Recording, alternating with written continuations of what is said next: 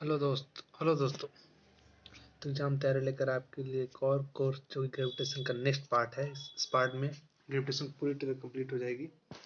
ठीक है, इसमें मैं आपको ग्रेविटेशन के क्वेश्चंस कराऊंगा जो कि पिछले साल आए हुए एयरपोर्ट अथॉरिटी ऑफ इंडिया के एग्जाम में। ठीक है, चलिए हम देखते हैं आज क्या क्या पढ़ेंगे। हम आज का सिलेबस क्या है हमारा? आज का syllabus gravitational force and it's vector form and escape velocity. Okay, चलिए शुरू करते हैं बिना। चलिए ठीक है, ग्रेविटेशनल फोर्स के बारे में पढ़ते हैं। ठीक है, क्या होता है ग्रेविटेशनल फोर्स? जैसे कि मैंने पिछली क्लास में पढ़ा था, हल्का सा इंट्रोड्यूस किया था मैंने, ग्रेविटेशनल फोर्स होता क्या है। जैसे मैं बताता हूँ, न्यूटन जी ने बोला कि कोई भी दो मास बॉडी होगी और उनका में मास होगा, ठीक है, तो एक दूसरे पे फोर्स लगाएंगे। तो फोर्स कैसा होगा बच्चों? वो फोर्स हमेशा फोर्स ऑफ अट्रैक्शन होगा। ठीक है, लेट सपोज उनके बीच की डिस्टेंस आर, और कोई भी दो मास बॉडी आर डिस्टेंस पे रखी हो तो हमेशा एक दूसरे पे फोर्स लगाएंगे। और कैसा फोर्स होगा? Force of attraction. उन्होंने उनका फॉर्मूला दिया, उसे हम लिख सकते हैं F is equal to G m1 m2 upon R square. ये लिख सकते हैं अपन फोर्स का फॉर्मूला। इसकी यूनिट क्या है बच्चों? न्यूटन। इसके बारे में 2 मिनट बात कर लेता हूँ कुछ। तो न्यूटन ने क्या बोला कि अगर कोई भी दो मास की बॉडी होगी, ठीक है, और वो आर डिस्टेंस पे रखी हो तो उनके बीच एक फोर्स एक्ट होगा जो कि फोर्स ऑफ अट्रैक्शन होगा ऑलवेज। ठीक है, और वो फोर्स की वैल्यू क्या होगी बच्चों? Gravitational force G m1 m2 upon R square. मतलब मास के डायरेक्टली प्रोपोर्शनल होगी और आर डिस्टेंस के इनवर्सली प्रोपोर्शनल होगी। ठीक है, तो इसमें उन्होंने जी की वैल्यू कुछ बताई। मैं जी की वैल्यू बताता हूँ, जी की वैल्यू क्या होती है। जी क्या है? जी एक ग्रेविटेशनल कांस्टेंट है जिसकी जिसकी वैल्यू क्या है? इसकी वैल्यू फिक्स है। ठीक है, इसकी वैल्यू उन्होंने क्या बताई? इसकी वैल्यू बताया जी इज इक्वल टू 6.67। ठीक है, अब बच्चों बताओ इसकी यूनिट क्या होगी? अब यूनिट में हम पास यूनिट होगी क्या? यूनिट कैसे निकाले? तो देखो बेस्ट मेथड क्या यूनिट निकालने का बताता हूँ मैं आपको। पहले मैं इसको इरेज कर देता हूँ। ठीक है, मैं पूरी इरेज कर देता हूँ।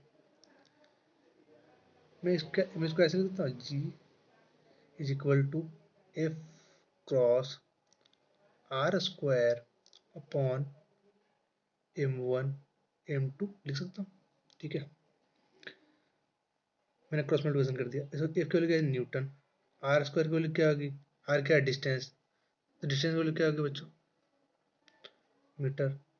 Newton metre square. m1 m2 दो मास है, केजी इंटू केजी क्या होगी बच्चों? KG square KG minus 2। ये होगी वैल्यू जी की। ठीक है, इसको मैसेज देते हैं newton metre square KG square. ठीक है,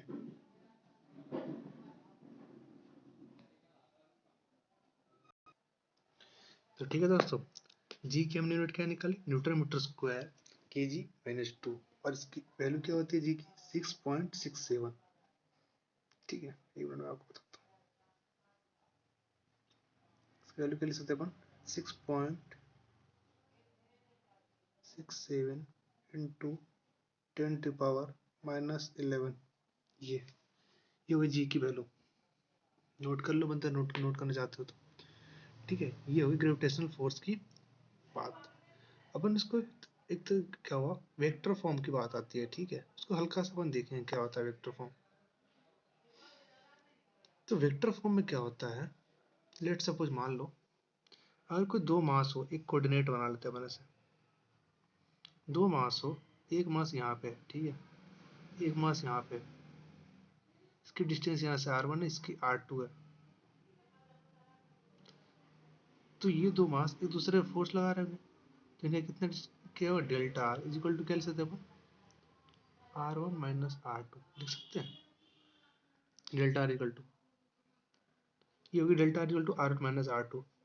अब क्या होगा बच्चों, हमें हमें जो फोर्स का फॉर्मूला है उसमें जो r की वैल्यू है उसे चेंज करके ये वैल्यू रखनी है हमें। ठीक है, तो ये वैल्यू रखनी है तो हम क्या ऐसा करेंगे कि मतलब किस तरह से पुट करेंगे हम इसे ही सीखेंगे उसमें। ठीक है, सिंपल इसमें फॉर्मूला मैं आपको बता देता हूँ क्या होता है फॉर्मूला, ऐसे पूरी तरह मैं समझा के बता सकता हूँ। एक मिनट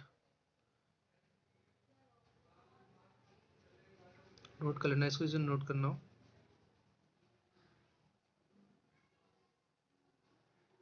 एफ वेक्टर फॉर्म, ठीक है।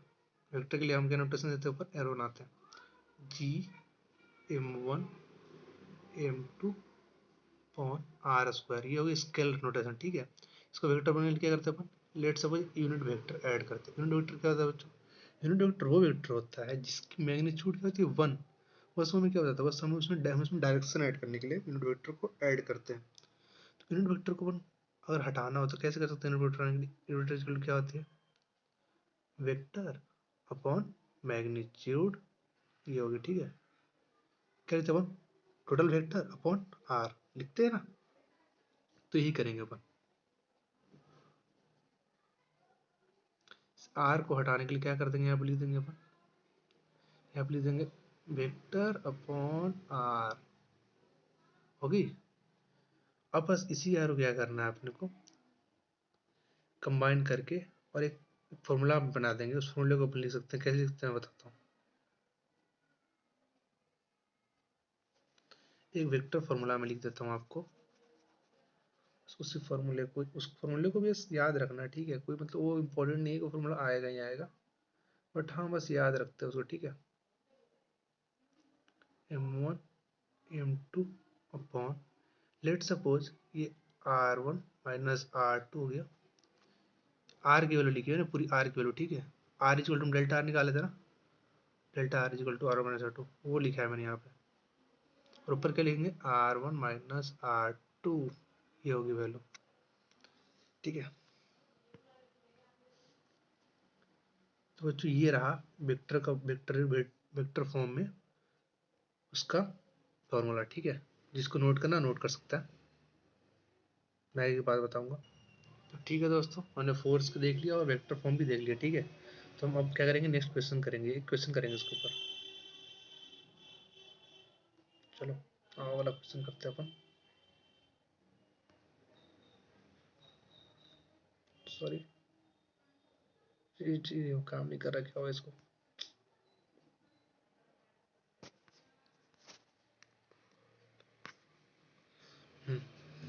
ये क्वेश्चन है बच्चों, पढ़ो क्या। If the universal gravitation constant were decreasing with time, then satellite in orbit would still remain its। देखो बच्चों, ये तो पहली बात ऑर्बिटल मोशन का बात हो गया, ठीक है। तो ऑर्बिटल मोशन के बारे में किसी ने पढ़ा था, हमने पढ़ा था केपलर लॉ में। केपलर लॉ हमारे पिछले पार्ट में है, जिन्होंने वीडियो नहीं देखा प्लीज वो वीडियो जाकर देखिए एक बार, ठीक है। ऐसे इसके बारे में बताता हूँ आपको। देखो क्या हुआ, हम फोर्स फॉर्मूला क्या जानते हैं, जी उसी में आता है, जी m1 m2 upon R square, ये जानते हैं अपन। अब क्या कह रहा है, जो ग्रेविटेशनल कांस्टेंट जो है वो चेंज हो रहा है, ठीक है। इसकी वैल्यू चेंज हो रही है, इसकी वैल्यू क्या हो रही है बच्चों, घट रही है, ठीक है। इसके हिसाब से क्या होगा, तो इसके हिसाब से आप देखो क्या होगा। हमने जैसा कि पढ़ा था उसमें केपलर लॉ में, केपलर के सेकेंड लॉ जिसमें लॉ ऑफ एरिया है, उसमें हमने क्या कंजर्वेशन पढ़ा था, एंगुलर मोमेंटम कंजर्वेशन पढ़ा था ना। तो आप हमेशा ये बात याद रखना, ऑर्बिटल मोशन में हमेशा एंगुलर मोमेंट कंजर्व रहता है, ठीक है। और बाकी सारी चीज़ों में फर्क पड़ सकता है, कट चेंज हो सकता है मीन्स, ओके। लेकिन एंगुलर मोमेंटम हमेशा कंजर्व रहेगा, ठीक है। तो हम ऑप्शन सीधा हम इसका आंसर हो जाएगा कि angular momentum still remain same, ठीक है। बाकी क्वेश्चन उतना टफ था नहीं, ठीक है। अगला क्वेश्चन देखते हैं। सॉरी, आप आगे हम एक और टॉपिक पढ़ेंगे, स्केप वेलोसिटी। अब ये क्या होता है स्केप वेलोसिटी, ठीक है। मान लो लेट सपोज किसी एक ऑब्जेक्ट को हम इस वेलोसिटी से मतलब फेंकते हैं कि वो अर्थ ग्रेविटेशनल फील्ड को छोड़ दे और वापस आए ही ना, मतलब अर्थ में वापस ना लौटे। ऐसी भी कोई वेलोसिटी हो सकती है जो अर्थ के ग्रेविटेशनल फील्ड को क्रॉस कर जाए, ठीक है, और वापस ना आए अर्थ के ग्रेविटेशनल फील्ड में। तो उस वेलोसिटी को हम क्या कहते हैं, एस्केप वेलोसिटी। उसके बारे में पढ़ते हैं। ठीक है। इसमें क्या होता है, सिंपल इसके बारे में पढ़ेंगे अपन। इसमें क्या होता है, कंजर्वेशन ऑफ एनर्जी को फॉलो किया जाता है स्केबिलिटी में। ठीक है, तो स्केबिलिटी अपन पढ़ेंगे। मान लीजिए कोई ऑब्जेक्ट है, ये अर्थ है, ठीक है। मान लो कि ये एक अर्थ है,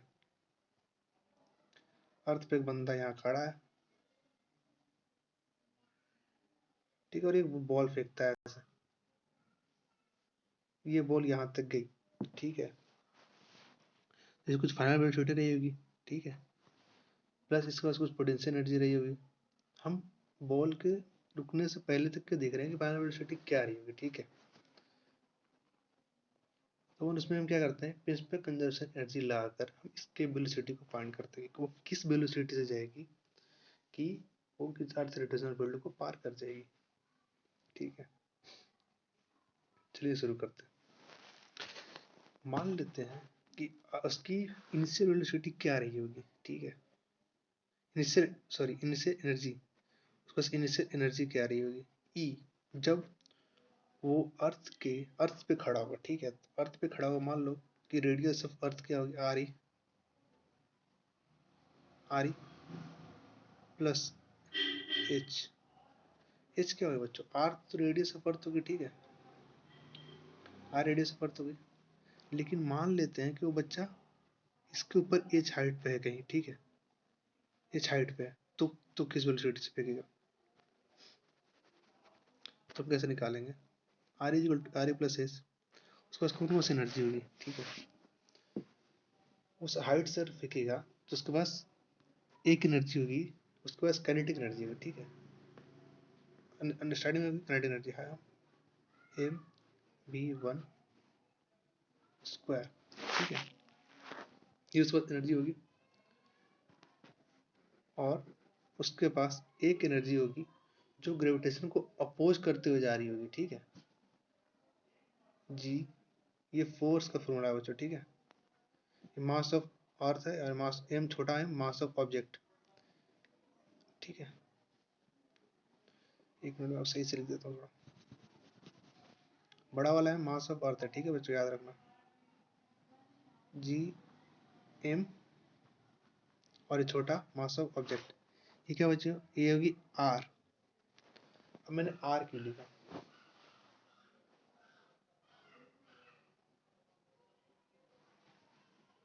एक मिनट,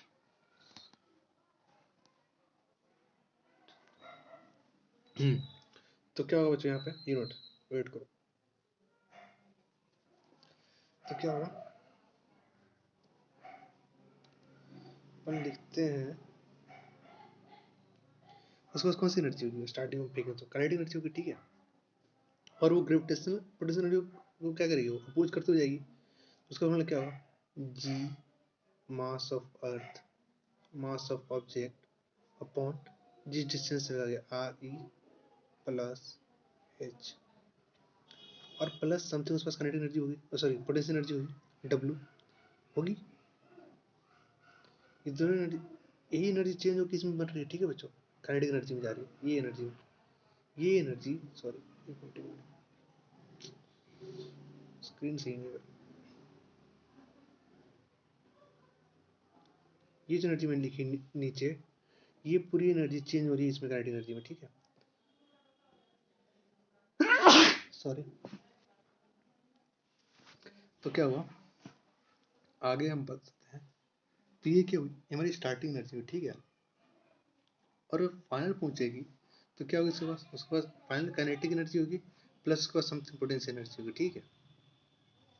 तो उसे हम कैसे लिख सकते हैं, तो देखिए कैसे लिख सकते हैं,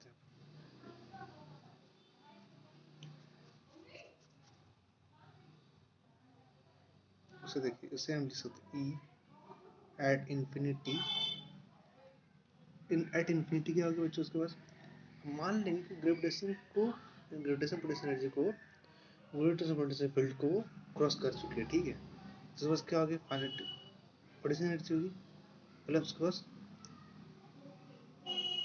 काइनेटिक एनर्जी होगी। अब ये दोनों एनर्जी हम जानते हैं कि एनर्जी कंजर्वेशन लॉ के हिसाब से फाइनल एनर्जी और इनिशियल एनर्जी क्या होनी चाहिए, सेम होनी चाहिए। तो वो दोनों इक्वेशन को हम इक्वेट कर देंगे और उसको इज इक्वल टू करेंगे, बराबर करेंगे।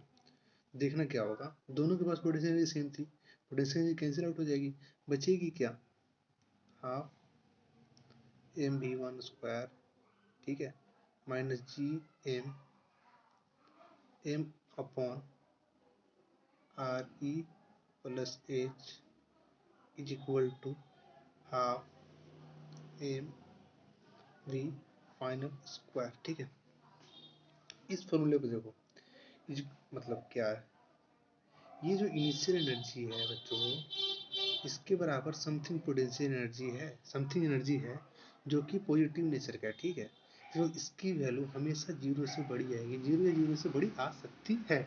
ठीक है, तो इसको हम एज इक्वेट करें, अगर जीरो के बराबर या जीरो से बड़ी,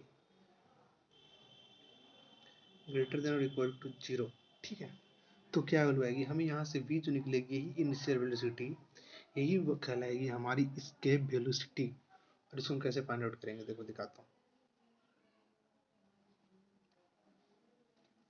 v1 sorry sorry sorry sorry direct में नहीं करना चाहता, एक स्टेप में और कर लेता हूँ। Half M v1 square square is equal to G, बड़ी वाली है छोटी वाली, ये देखो बच्चों एम पे ध्यान देना, ठीक है, जो छोटी वाली एम है ऑब्जेक्ट की मास है और बड़ी वाली अर्थ की, आर ई प्लस एच। ठीक है, एम से एम कैंसिल आउट हो गया। ठीक है, अब यहाँ से v1 की वैल्यू क्या आ जाएगी, अब 2 उधर चली गई थी, ठीक है, square something this one. Okay, चलो सीधा मैं वैल्यू देता हूँ, स्पेस नहीं है मेरे पास, सॉरी, आप अपना कैलकुलेशन कर लेना। ठीक है, से आप लोगों को बात, मैं जो टॉपिक करा रहा हूँ एयरमेथड टू इंडिया के लिए, आपने ये पार्ट पहले पढ़ रखा, बस आपके रिवीजन प्रोसेस के लिए। ठीक है, तो एज अ मतलब उतना ध्यान मत देना कि हाँ मैं पार्ट को लिख रहा हूँ मिटा दे रहा हूँ, और आपको दिक्कत फिर भी हो रही है तो आप कमेंट में मेरे को जरूर बताना कि हाँ आप सही से बताओ मुझे, अब वो मतलब ठीक है, मैं फिर कुछ करूँगा उसके लिए।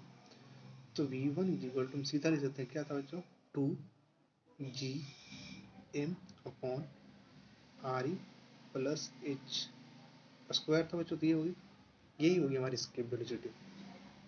इस पे हम जरा ध्यान देते हैं, इस फॉर्मूले के ऊपर, escape velocity v1 equal to this side. ठीक है, हम क्या इसमें जो ऑब्जेक्ट जो जिसको थ्रो कर रहे हैं उसको कंसिडर कर रहे हैं इस फॉर्मूले के अंदर, नहीं कर रहे हैं। इसका मतलब escape velocity object of mass जिसको हम थ्रो करना चाहते हैं अर्थ से, उसके लिए उससे वो इंडिपेंडेंट है, उससे उसको फर्क नहीं पड़ता कि वो मास, जो मास का क्या ऑब्जेक्ट, सॉरी ऑब्जेक्ट का क्या मास है, वो हेवी मास का है, पॉइंट मास का है, इससे वो डिपेंडेंट नहीं है। ठीक है, अब दिस वन, अब मान लेते हैं कि अगर वो अर्थ के सरफेस से फेंकी जाती है तो इसकी वैल्यू क्या आ जाएगी बच्चों, जीरो। अर्थ से नहीं फेंकी जाती है तो इसकी वैल्यू समथिंग होगी, उसके हिसाब से फॉर्मूला रख के और अपन उससे निकाल लेंगे। ठीक है, ये सिंपल फॉर्मूला हो गया एस्केप वेलोसिटी का, इससे कॉन्सेप्ट खत्म हो गया। अब मैं आपको एक क्वेश्चन कराता हूँ इसके ऊपर।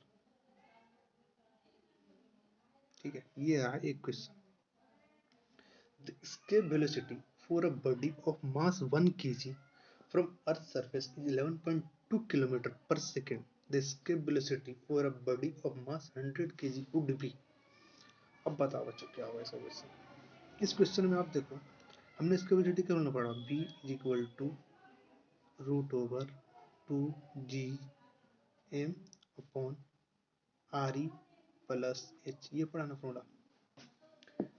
इसमें क्या बच्चों, हमें 1 kg मास दे रखा है, किसका मास दे रखा है बच्चों, जो ऑब्जेक्ट हम थ्रो कर रहे हैं, उस ऑब्जेक्ट मास थ्रो कर रहे हैं, उसकी क्या वैल्यू पुट कर सकते हैं इस इक्वेशन में, नहीं कर सकते हैं। मतलब क्या होगा बच्चों, मैंने तुम्हें बताया कि जो ऑब्जेक्ट का मास है उससे इंडिपेंडेंट है एस्केप वेलोसिटी, उसके मास से कोई डिपेंड नहीं है उसका। ठीक है, तो जो वैल्यू, इसका मतलब कि एक मास ऑफ ये अर्थ है, ठीक है, यानी एक प्लेनेट के लिए कोई एस्केप वेलोसिटी अगर होए फिक्स है, तो वो उस अर्थ, उस प्लेनेट पे वही एक एस्केप वेलोसिटी होगी जो कि यूनिवर्सल होगी। ठीक है, बस उसमें क्या फर्क पड़ेगा बच्चों, ये डिस्टेंस का क्या है, आर ई प्लस एच, इसके से थोड़ा सा फर्क पड़ेगा कि हम कहाँ से थ्रो कर रहे हैं। ठीक है, बाकी कोई फर्क नहीं आने वाला। ओके, चलो इसका मतलब इसका आंसर क्या हो जाएगा बच्चों, इसका आंसर यही हो जाएगा कि 11.2 किलोमीटर पर सेकेंड उसकी आंसर होगा। चलो अगला क्वेश्चन देखते हैं। ये question, the velocity with which a projectile must be fired so that it escapes earth gravitation does not depend on। वो जो हमने फॉर्मूला पढ़ा उसमें क्या फॉर्मूला था, v is equal to root over 2gm upon r plus h। ठीक है, ये पढ़ा। किस पे डिपेंड नहीं करता, क्या मास ऑफ अर्थ, मास ऑफ अर्थ पे डिपेंड नहीं करता, करता है।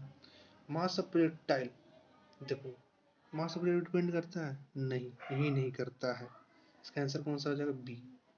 ठीक है, सीधा काम, यही आंसर खत्म हो गया। चलो नेक्स्ट क्वेश्चन चलते हैं। कोई दिक्कत बच्चों? अगला क्वेश्चन देखो, ये क्वेश्चन, इस क्वेश्चन का कॉन्सेप्ट मैंने पिछले वीडियो में बताया, ग्रेविटेशन के पार्ट 1 में। ठीक है, किसी को कोई दिक्कत हो पिछले वीडियो में जाए और उस वीडियो को देख कर। क्या है, if the distance between sun and earth were reduce to half. ठीक है, यानी कि लेट सपोज ये सन है, अर्थ रिवॉल्व कर रहा है उसमें, इसकी आर पे है पहले, तो बोल रहा है क्या, आर, लेट सपोज ये R1 है, तो क्या बोल रहा है कि जो R2 की वैल्यू है वो R1 की हाफ है। ये कहना चाह रहा है कि हाफ कर दी जाती है, तो बताओ कि टाइम पीरियड क्या होगा, कितने में वो इसको कंप्लीट कर देगा इस ऑर्बिट को। ठीक है बच्चों, यही कहना चाह रहा है वो। तो अपन क्या करेंगे इसमें, हमने क्या पढ़ा था केवल के तीसरे लॉ में, केवल तीसरे लॉ में क्या पढ़ा था कि जो टाइम है, टाइम पीरियड, उसका स्क्वायर वो डायरेक्टली प्रोपोर्शनल है आर, यानी कि रेडियस ऑफ ऑर्बिट के क्यूब के। पढ़ा था। तो फॉर्मूला क्या होगा, T1 upon T2 R1 upon R2। हो गया। इसमें करना क्या बच्चों, वैल्यू पुट करनी है और आंसर निकाल लेना, आंसर फाइंड आउट कर लेना, और ज्यादा कुछ है नहीं। ठीक है, अब देखो बच्चों, ऐसे ही क्वेश्चन आते हैं। ठीक है, क्वेश्चन का लेवल डायरेक्ट फॉर्मूले बेस्ड क्वेश्चन आता है, बस अपने दिमाग में कॉन्सेप्ट रखो, कॉन्सेप्ट्स क्लियर होने चाहिए। बाकी क्वेश्चन ऐसे ही आएंगे, इजी क्वेश्चन आएंगे। इसके वेलोसिटी एक तरह इंपॉर्टेंट टॉपिक है, ठीक है, उसे जरूर पढ़ लें इसके वेलोसिटी को। इसके वेलोसिटी मतलब क्या होती है, अर्थ के लिए 11.2 किलोमीटर पर सेकेंड है, वो कब चेंज होगी, ठीक है, किस पे वो डिपेंडेंट है, किस चीज़ पे नहीं डिपेंडेंट है। ओके, ये सब पार्ट को थोड़ा पढ़ ले, और इम्पोर्टेंट पार्ट को, किस कंजर्वेशन ऑफ एनर्जी को फॉलो करती है, केपलर लॉ एंगुलर मोमेंटम को फॉलो करती है। ठीक है, कंजर्वेशन ऑफ एंगुलर मोमेंटम को फॉलो करती है। ऐसे एक दो पॉइंट्स है जो कि आप पढ़ लें, इंपॉर्टेंट पॉइंट्स है। अगर आपको और कोई दिक्कत हो, सर मुझे ये चीज़ समझ में नहीं आई, आप एक बार कमेंट में मुझे बता दें, मैं आपको कमेंट में पूरी तरह क्लियर कर दूंगा कि हाँ इसका ये है, इसका मतलब ये, इसका मतलब ये। ओके, बाकी बढ़िया से पढ़ाई करते रहें और सिलेक्शन लें। ठीक है, thank you and all the best for your airport authority exam. Okay, thank you.